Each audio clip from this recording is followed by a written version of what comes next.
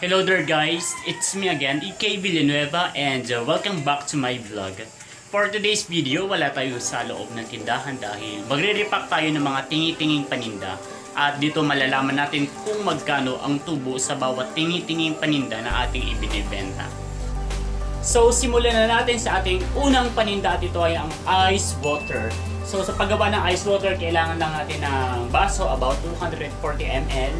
And then, syempre, yung plastic bag.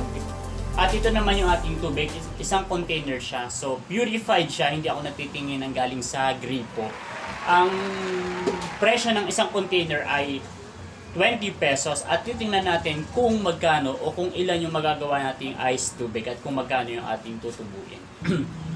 Before tayo mag-start ng pagre-repack ay make sure na malinis yung ating paligid, and then nakapaghugas na tayo ng ating kamay. So ako nakapag-sanitize na ng kamay para sigurado na malinis. So gagamit din tayo ng face mask dahil wala ako yung panglagay sa ano bang tawag doon. So ito na lang muna yung gagamitin natin, face mask, para hindi matalsikan ng laway. So let's start.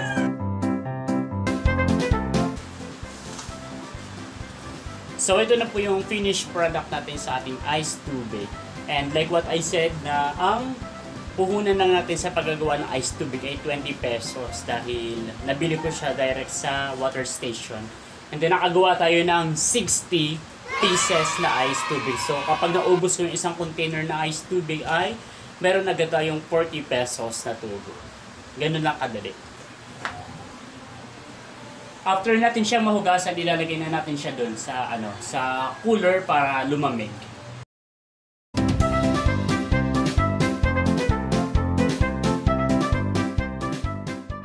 And then ang isa pa sa tingin natin product ay ang tube ice. So naangkat ko siya ng 85 pesos for 30 kilos, and then nagtitingi-tingi ako ng 1 kilo for 5 pesos. So kapag naubos natin yung isang cooler or yung isang yung 30 kilos natin is may tubo tayo na 65 pesos. So ang next naman natin na i-repack ay ang asukal. So gagawa tayo ng tig-2 na or tig-2 pesos na asukal. Hindi muna tayo magre-repack ng mga saku-sakong asukal, asin, harina dahil wala tayo doon. So pang isa-isang kilo lang tayo.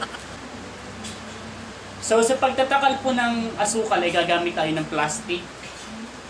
Ito yung lalagyan natin ng asukal, and then plastic funnel, or ito po yung tinatawag na imbudo. Sa amin po sa general na Quezon, ang tawag po namin dito ay burupan. And then meron din akong ginawang improvise scooper para mas madaling magtakal ng asukal.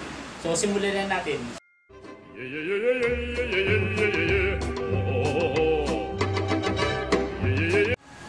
So guys, tapos na tayo mag-repack ng tig-2 pisong asukal. At yung 1 kilong asukal natin, yung white sugar, ay nagkakahalaga siya ng 50 pesos at nakagawa tayo ng 44 pieces. Equivalent siya sa 88 pesos. Meron agad tayong tubo na 38 pesos. So, malaking tulong. So pagkatapos naman natin mag-repack ng asukal na kasing tamis ng inyong pagmamahalan, ay magre-repack naman tayo ng asin na kasing alat ng kanyang kilikili.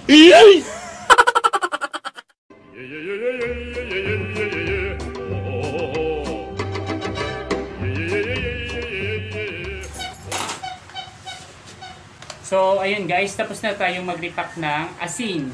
So yung asin natin ay 1 kilo, rock salt siya, nabili ko siya ng 12 pesos. And then nakapag-repack ako ng 24 pesos. So 12 agad, doble agad yung tubo natin. So ngayon, harina naman ang ating i-repack. So ayun na nga guys, tapos na tayo mag-repack ng harina at nakagawa tayo ng 34 pieces. So yung 1 kilong harina, nagkakahalaga lang siya ng 28 pesos. And then nakagawa tayo ng 34 pieces nito. Pinagbebenta ko siya ng 2 pesos, kaya magkakaroon agad tayo ng tubo na 40 pesos.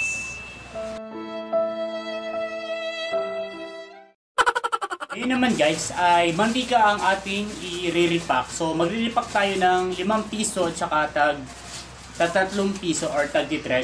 So, madali lang mag-repack ng mantika para lang tayong magtatagay. So, simulan na natin at para malaman natin kung magkano yung tutubukan natin sa tigil 5 piso at tag 3 na mantika.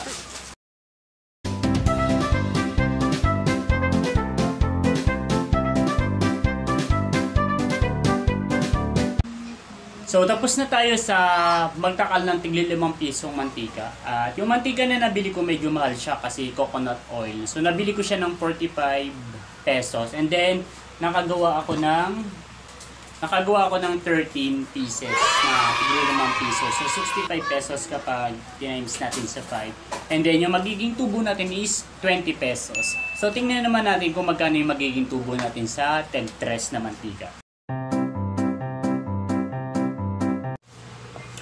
So, finally guys, natapos na tayo sa pag-re-repack ng